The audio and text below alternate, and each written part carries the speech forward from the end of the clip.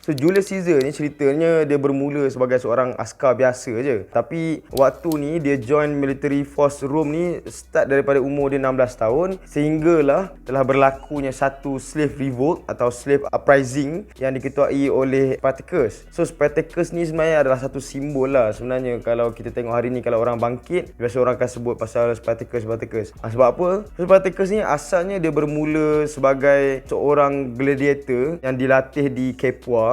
Kemudian dia bangkit bersama 200 orang gladiator yang lain sehinggalah waktu tu Rome ni dia anggap Spartacus dengan 200 gladiator ni sebagai simple bandits je. So diorang just assign seorang praetor, iaitu satu jawatan. Biasanya kalau macam ada public games atau ada apa-apa sukan yang macam simple-simple ni, dia akan lantik praetor ni. Tapi untuk lawan, untuk perang dengan gladiator ni, dia lantik praetor ni.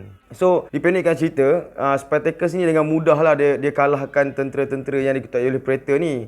Sehinggalah akhirnya Rome sedar ini adalah satu well organized body yang dilakukan oleh Spartacus, yang diketuai oleh Spartacus. So diorang assign dua general perang yang bernama Publicola dengan Claudianus. So dua orang ni, dipendekkan cerita, Publicola ni dia menang asalnya dengan Spartacus punya askar. Waktu tu diketuai oleh Crixus. Crixus ni salah satu daripada orang kanan Spartacus lah. Dia menang, tapi Claudianus ni waktu dia lawan dengan Spartacus, dia underestimate. Diingatkan tentera Spartacus sikit, tapi dalam masa setahun ke 2 tahun, askar Spartacus ni mencapai sehingga 90,000 orang. So waktu tu Claudianus ni kalah dan kemudian baliklah dua general perang ni ke Rome. Kemudian Rome assign sekali lagi dua general perang yang baru yang memang well known lah, sebab dua orang ni iaitu Gnaeus Pompey dan juga Marcus Licinius Crassus ni pernah join perang Civil War sebelum ni.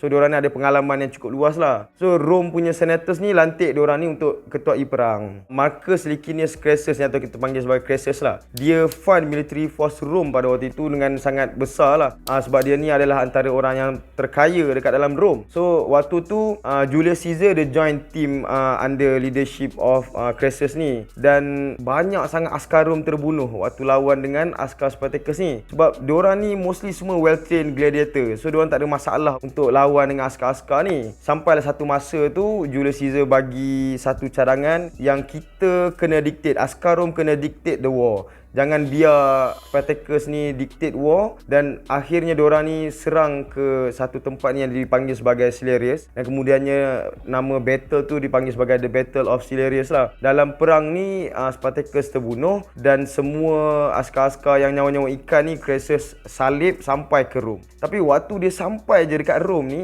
dia perasan Gnaeus Pompey ni tadi dah celebrate victory. Rupanya Gnaeus Pompey ni dia ambil kesempatan, dia balik ke Rome awal dan dia announce, dia claim victory dekat semua rakyat Rome. Dia cakap dia lah yang hentikan slave revolt atau slave uprising yang diketuai oleh Spartacus ni. So berlakulah di situ satu ketegangan lah, atau tension di antara Crassus dengan Pompey ni. Waktu ni Julius Caesar ni dah macam mula dapat tempat lah, sebab dia yang bagi idea untuk serang waktu daybreak dekat Silerius tu. So waktu ni dia panggil Pompey dengan Crassus ni untuk jumpa face to face. Aku boleh tunaikan permintaan korang dua orang ni dengan syarat in return korang kena lantik akulah sebagai konsul. So ini yang dipanggil sebagai the first triumvirate. So dalam the first triumvirate ni akhirnya Julius Caesar ni dilantik menjadi konsul. Tapi dalam satu meeting tu, dalam satu persidangan tu, dia cuba untuk convince semua senator-senator ni untuk luluskan legislation Pompey dan juga untuk bagi tax cut dekat Crassus ni, tapi tak berjaya. Dan dia guna cara kasar, dia upah street thugs ni